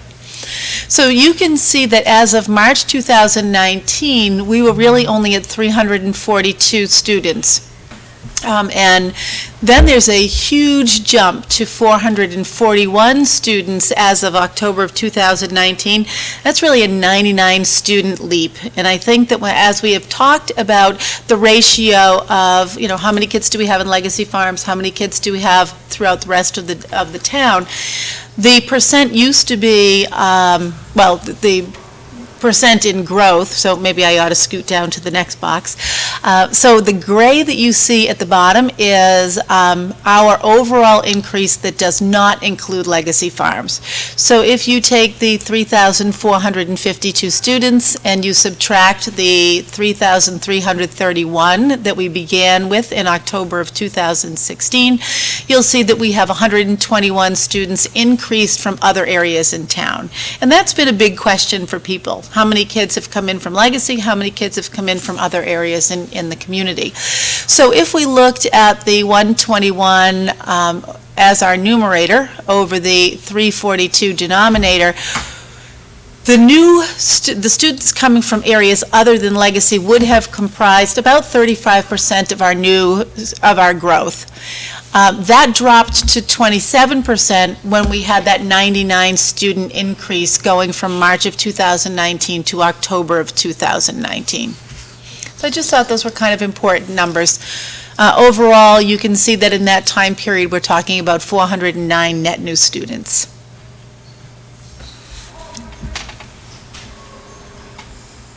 I guess this is an important number from an overall town perspective to try and understand. Yes. But in terms of our schools, I would imagine the biggest impact of this is more on the transportation front. But in terms of education, we are looking at all the kids. We are, and I think that the 409 net new students in that time period is a really important number because, it really doesn't matter where a student is coming from. At the end of the day, we need a lot of space to put these students in. We have transportation needs to ensure that kids are able to, get to school and back every day. So, one of the things that we talked a little bit about last night was that notion of thresholding, right? You can continue to absorb and then one day you wake up and say, okay, we need some more classrooms. And I think we've reached that point. And I think actually what we're hearing tonight too reveals that we also need support staff. It's not just, we always think classrooms and teachers, of course, but we also need custodians and administrators who can do all the paperwork to support all the students who are, so I think the things that are less sort of sexy from an educational perspective are really important to keep us running in the midst of all this growth. Yes, we talk about teachers in classrooms because they're such big dollar items, but even as Mr. Ghosh was presenting tonight, he would say, this little bit of an increase comes just because we need more licenses. Right. If they don't. And so as we, right now, we've got the plan to put 4 modulars at Hopkins, 4 modulars at Elmwood, and, we're looking at where do we need new construction in our district, how much will MSBA be willing to fund, and how much will they not, based on their, presumptions about our enrollment. So I just feel like these are all really important discussions to continue to have. And the pre-K numbers seem to be low. Are we thinking that we're going to, lower than like today? Are we near the 80s now? For pre-K? What we saw on the previous slide is that we were at 82. And So I is think this because of, sorry, Oh, no, go ahead. Yeah, and again, that will really sort of fluctuate with how many students do we have. The reason we know we have to go to an additional classroom next year is that our early intervention kids are indicating that we will be over 42 in terms of the number of students with special needs. I just would assume that these They may be would low. stay closer to 84. Yeah. Absolutely. Yeah, especially I think, Amanda, you had talked about it last time too, from the 21, 22, that growth number, right? Knowing what we have still, what that's going on in the town. Right. Okay, thank you. And just a very quick update on my own goals. My first goal was to conduct an analysis of our school facilities and develop a capital budget reflective of our perceived needs. Just a couple things there that I've highlighted that I think are very important. We will have 4 articles on the special town meeting warrant on December 9th, and those are for the classrooms at Elmwood, Hopkins, and the high school. And the 4th one is just to do the engineering design study. And the other highlighted area is when we do our public hearing on December 5th. Prior to the public hearing, the White House is going to be open to do their open house. So we thought we might be able to do everything in one day, which might attract more people if they have a purpose to be here in the evening. And I believe that there will be refreshments provided by the students who occupy the White House. So is that going to go from 4 until when? 4 to 5:30, and then people can head over here for the public hearing. It'll be a That's busy great. day. It will be a busy, wonderful day. That's great. And if you get the Dr. Zaleski's newsletter, there's also a flyer in there linked so that you'll be able to see how the invitation itself looks. Super. Just a couple other things, continuing to monitor student enrollment like crazy, working with the Director of Finance, Building and Grounds, and an architectural firm to take a look at the costs associated with new classrooms. I think we've taken care of that.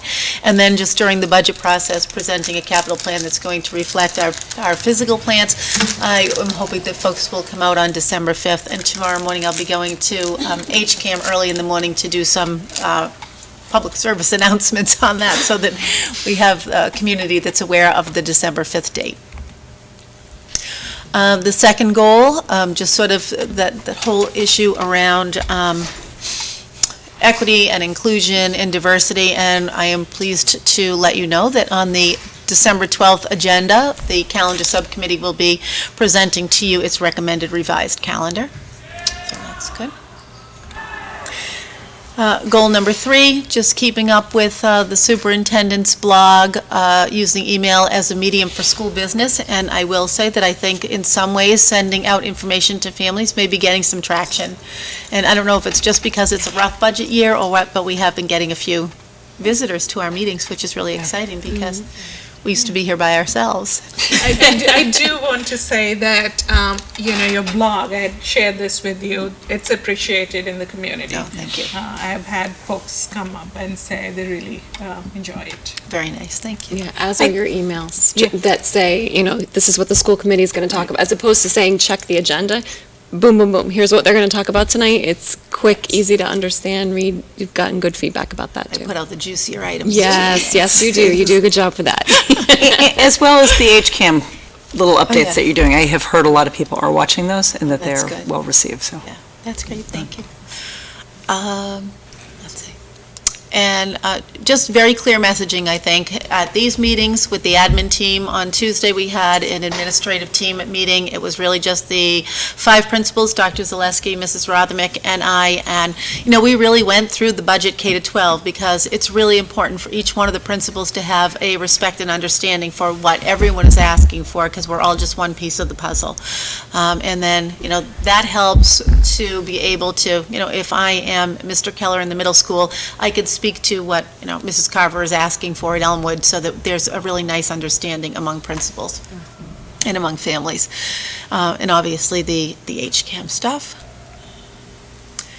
And then finally, innovative learning.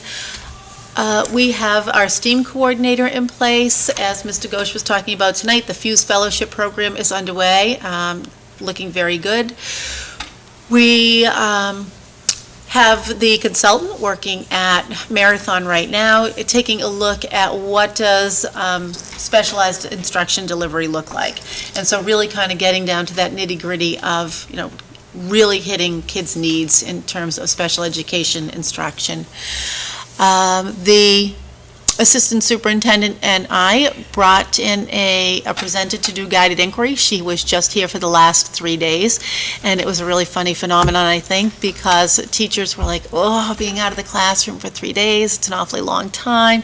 And when Jen Parson did her feedback survey today, some of the teachers said it was so great, but there was just not enough time. So I mean, if you could have somebody like that come for a long time, it would be wonderful, but finding the subs is just way too difficult.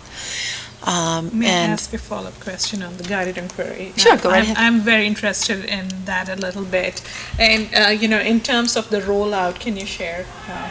Oh, sure, yeah. So there were 7 teams. They came from Hopkins, the middle school, and the high school. And really, the goal of that work is to take some topic that they either will teach or are already teaching, and then just really thinking about how to pique kids' curiosity, how to help them drive their own questioning, kind of conduct their own research. And it's, it sounds... I think to some people, when they hear that, it sounds to them like, well, that feels kind of open and loosey-goosey. But if you were part of the training, you would see that every one of the standards that is part of that unit would have been hit in the process of that. You start with this sort of immersion thing where you really get kids so that they have a pretty good understanding of the topic before they get into the exploration phase. So. And then the last part is just to work with the assistant superintendent, secondary principals to do all kinds of social, emotional learning and behavioral programs, keeping student voice and choice alive, the grant-funded CVTE options and that sort of thing. And you know that we always have social, emotional learning going on. And I'm a little bit sorry in the way I worded that goal because I really feel like I should have included Dr. Zaleski as well. The work that she does with the principals in social, emotional is amazing.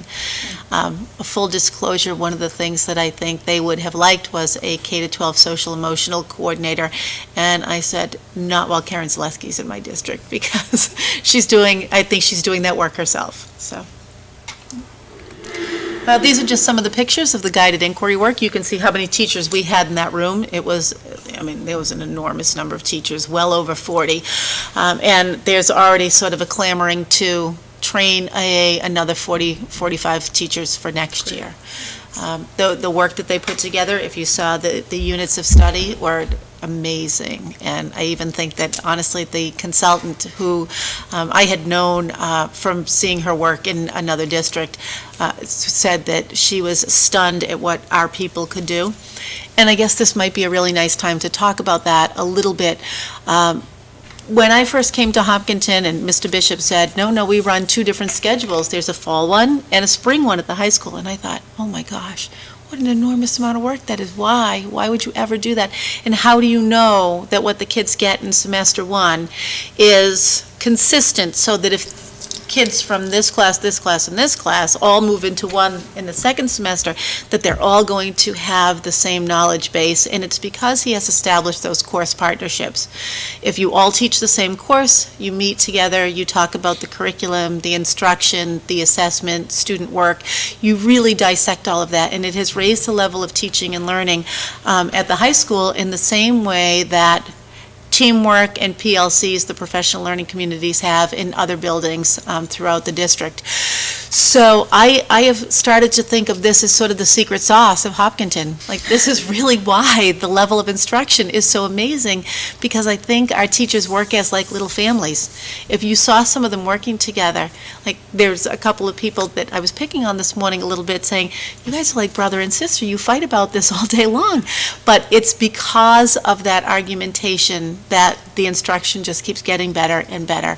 And I told them this morning this would really be part of my sort of Thanksgiving message to the teachers, is that that community, that sense of community in grade levels and in buildings it's unsurpassable. I don't think I've ever seen that in any other district.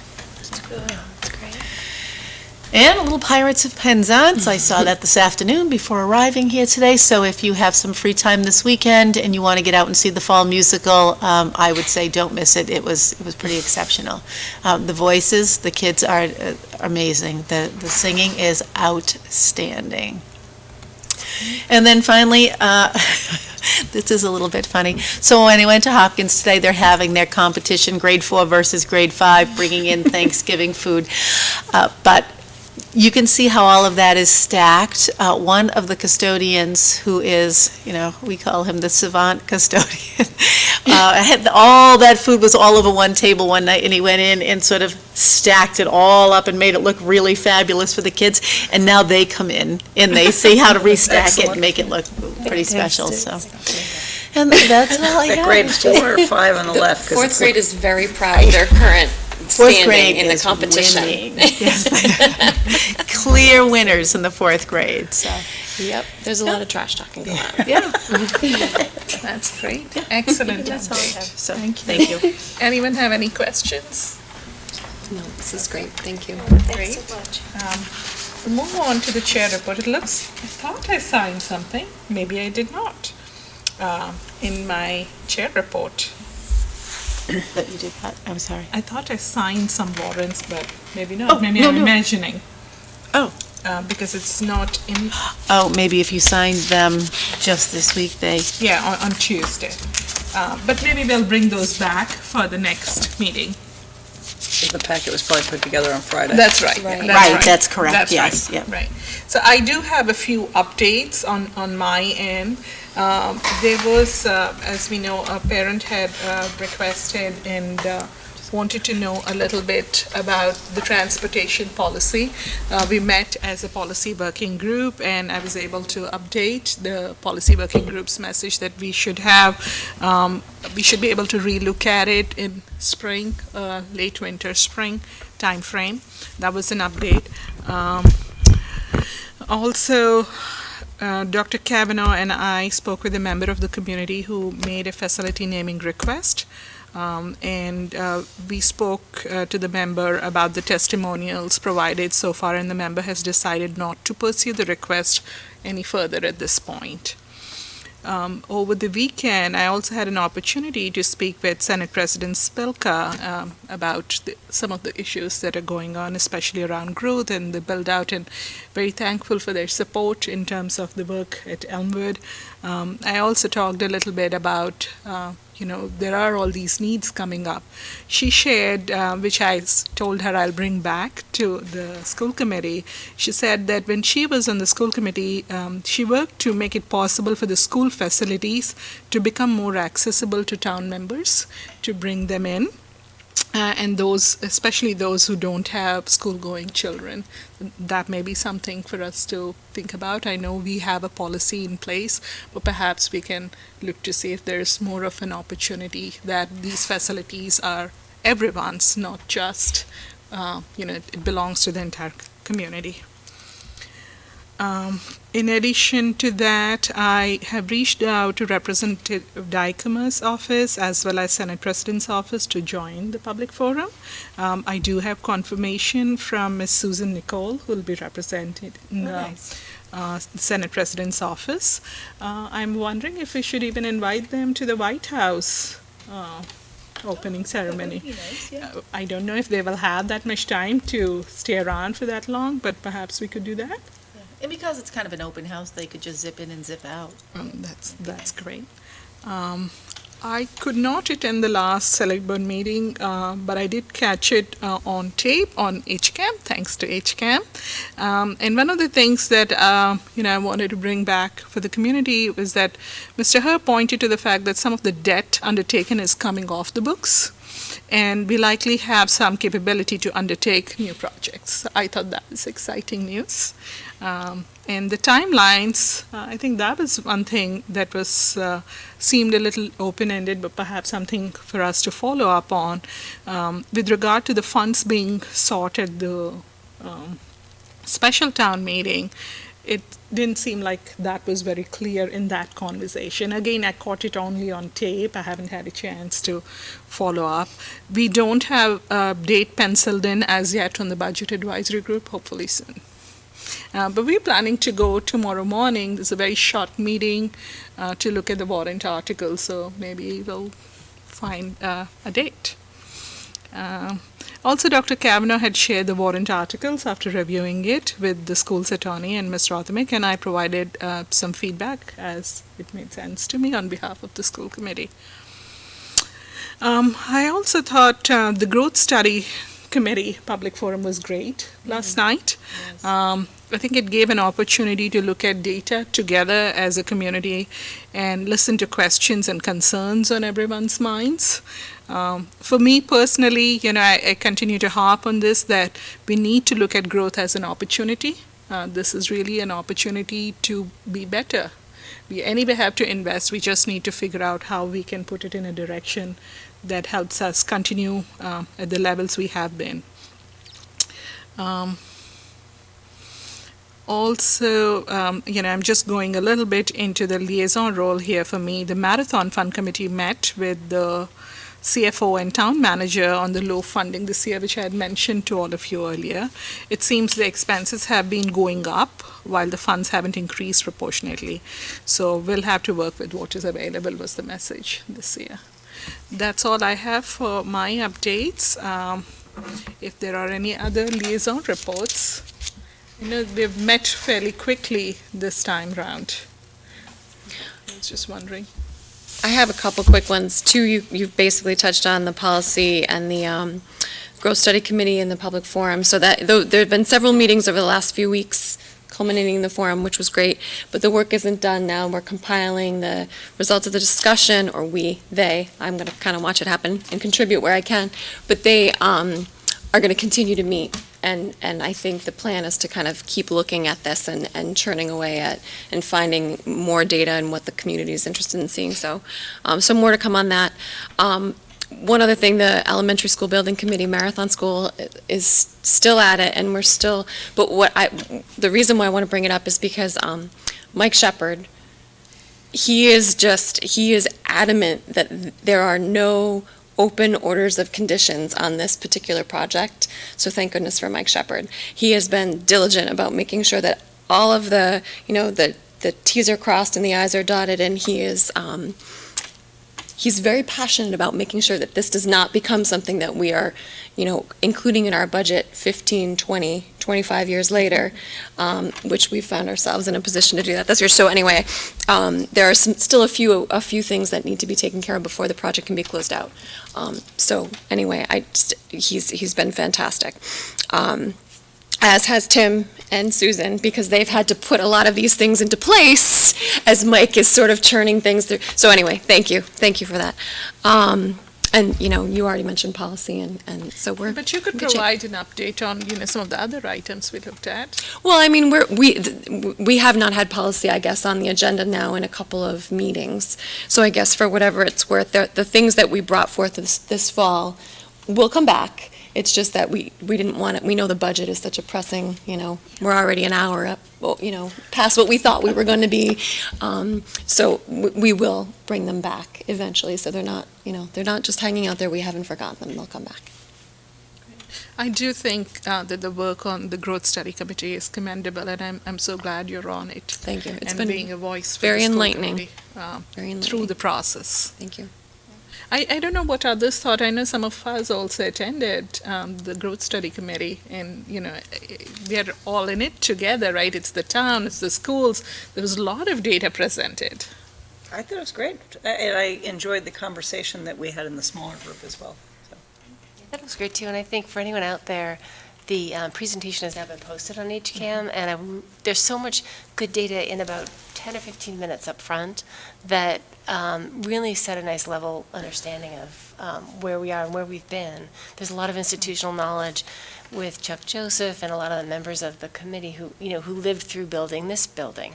When that happened, and have lived through growth spurts in town and have applied that historical knowledge to today. And so I found all that very interesting, and I think the foundational slides were very informative. So I would encourage people to check it out. Thanks to HCAM. So, I don't want to take away if somebody else wanted to say something about the forum, but I had another liaison. Yeah, please. So just to update people on some of the work the Bridge is doing, we're looking at kind of shifting seasons and the needs that we're hearing from the schools.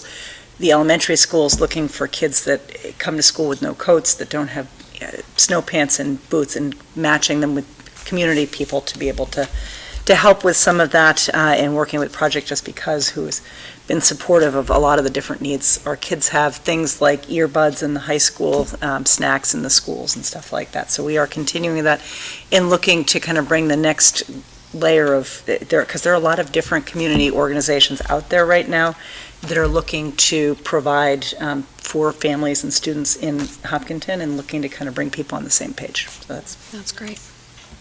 That's great. Thank you, Nancy. That's important work.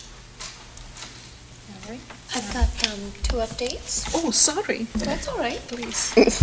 Youth Commission is just rocking. They are so great. They're doing wonderful things. They are putting together a gift card drive. So even if you only want to buy a $5 gift card, you can deposit them in these drop boxes at the police station, the high school, at the library, and the Youth and Family Services will then distribute those to kids and groups who need them. So you have the opportunity to drop them off between Thanksgiving and February. Youth Commission is also thrilled to collaborate again with the Education Station to offer incredibly reduced pricing for Hopkinton 11th grade students for ACT and SAT test prep. In fact, I think it's less than a quarter of the price of the standard price. Education Station will do a free baseline of both tests with an analysis of the result for any student to determine which test they should focus on. So thanks so much to Christine Chapman of the Education Station for working with the Youth Commission.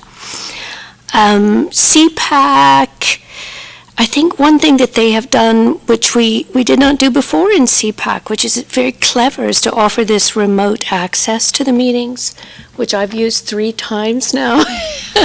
But it really helps if you have kids with special needs at home. It's often not easy to get out in the evening to come. So I think this has been a boon to the community. They're also working on developing a number of workshops for the rest of the year. One called Taking Control of Your Future. I guess we should all go to that. That will address transition services. But they're doing a great job as well. That's fabulous. Good work all around. Thank you. All right. I don't know, I feel we are early even though we're late. It feels early to you. It does. I was just going to say the exact same thing. It's only Time 9. flies when you're having fun, huh? I guess. I think you're still on Southeast Asian time. It's tomorrow already in Maine as well. That's true. It's very early in the morning there. I probably wouldn't have woken up by then. Okay, on to public comments. Anyone here? Nope. Do we need to do the solar battery? All right, seeing none, moving on to, we don't have any items by consensus. With the Me neither the new this year. business, the solar battery storage. Thank you, Sorry, that was Nancy. like coming Thank down you, the you table. didn't That was, kick No, me. thank you. that's I'll because be louder next time. or kick me and I'll kick her. Thank you. Okay, new business, solar battery storage for Marathon School. Ms. Rodemick. Thank you. So, as you can see from the memo, we came to you last year in terms of putting solar installation on the Marathon School. So that is almost at completion. And one of the things that we continue to do, Tim Person and I, is constantly look at utilities and what can be done to bring down our utility costs. So one of the things that we're looking at now is a battery storage component to the solar installation. And basically what that does, the battery will store the energy that is produced through the solar system, but then using software, it will be released into the grid at the optimum time. If you've ever really paid attention to your electricity bills, depending on the time of day, you're charged different rates. Peak charges really make up the majority of your utility bill. So this allows the energy to be released at the optimum times to reduce basically our usage during those peak times.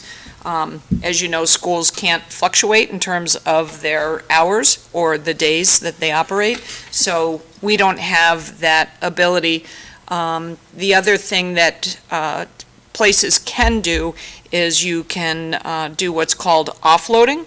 So if you know when the utility is exactly going to come in and look at your demand and your peak, what some places are able to do is what's called offloading. In other words, they shut down as many systems as possible and go, so that they bring down their reduction so the utility sees them at a lower use, and that's their capacity tag. So these are things that the software within the battery allow us to be much more nimble in terms of managing our time of use.